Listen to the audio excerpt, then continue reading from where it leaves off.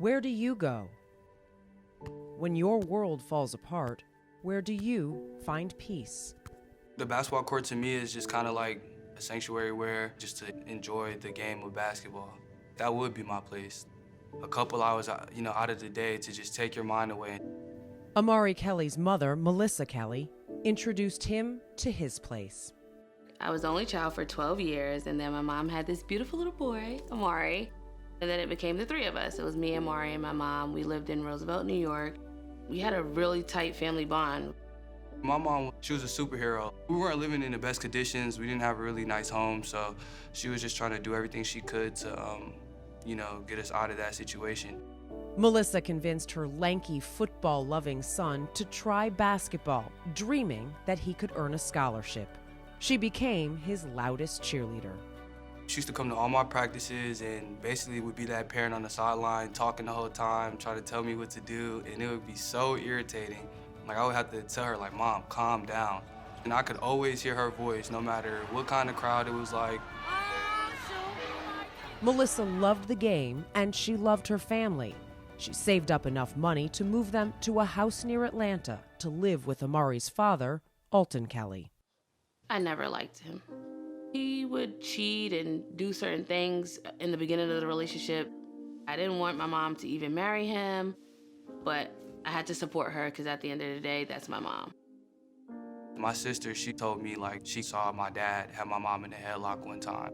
I came home, my mom's clothes were, like, ripped off, and she was just telling me how, like, they got into it, like, into an argument, and it got physical. I just didn't want my parents to be together. That's weird to say, but I just felt like that it wasn't right for them to be together, and I held on to that for so long. Once I told her, like, you don't have to stay with him, like, we can figure it out, and we can, like, do this, and that's when everything happened.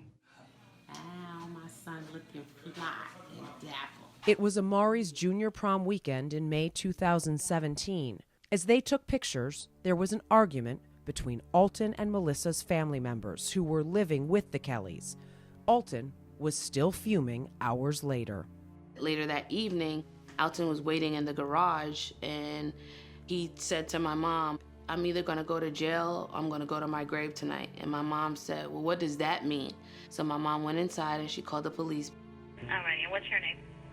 Melissa Kelly. He's still in the house? Yes, he is. Okay, is there any weapons involved? No, there's no weapons, but there's things here that could be used as weapons. The police came out, they didn't do anything. They just said that this is a family feud and you go your way in the house, they go their way. The arguing continued, and the police were called again. Still, no one was removed from the home. The following night, things tragically escalated. I remember just waking up to about like 5 or 6 gunshots, and I just hear my mom screaming, he shot me, your father shot me. So I'm like, oh my God. And I end up calling 911, I'm on the phone with them. And so they're 911's telling me to grab towels, and I'm trying to place towels on my mom. After shooting Melissa, Alton aimed at Melissa's family members sleeping in the guest room, but missed. He then turned the gun on himself. Around 9 o'clock in the morning, I had found out that my mom had passed away. And it was just the worst day of my life. My mom is another statistic of domestic violence, and she didn't deserve that. Nobody deserves that. I was devastated. Like, I didn't know what I was gonna do, or like, I didn't know what to do next or who I was gonna stay with. I was just scared. Like, I didn't know what was gonna happen. Amari moved in with his sister. Alton survived his self-inflicted shot to the head. He was paralyzed from the waist down and charged with murder. Because of his injuries, he was placed on house arrest instead of being in jail while he waits for trial.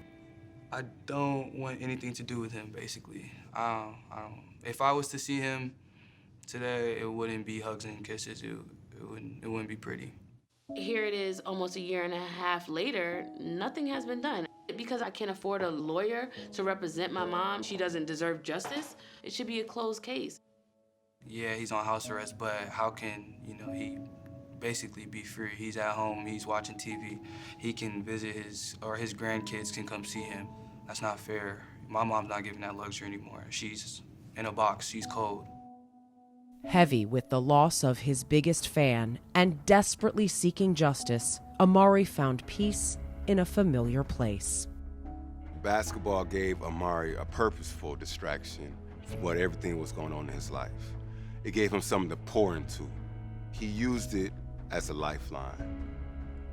Without it, no telling where he would have been. In his final year at Meadow Creek High School, Amari focused on the goal of earning a scholarship. His dominance led the Mustangs to their first state championship in school history. It was just a good feeling to, be able to go out and win for her. Like, everything that I was doing was for her. And so to get that outcome, it just felt amazing. Amari went into beast mode. I think he channeled everything from that incident into making him a better player and person. And it was like you didn't have to motivate Amari anymore. And then what happened was it channeled into like 30 Division I offers within a month or two. Her dream. He gave her her dream. The connection between him, my mom, and basketball, it made him just want to go hard or go home. I have to do this for my mom. Everything that me and my mom dreamed and started, I'm gonna finish it. And through tragedy, you turn tragedy to triumph. Wow, my brother, he's strong.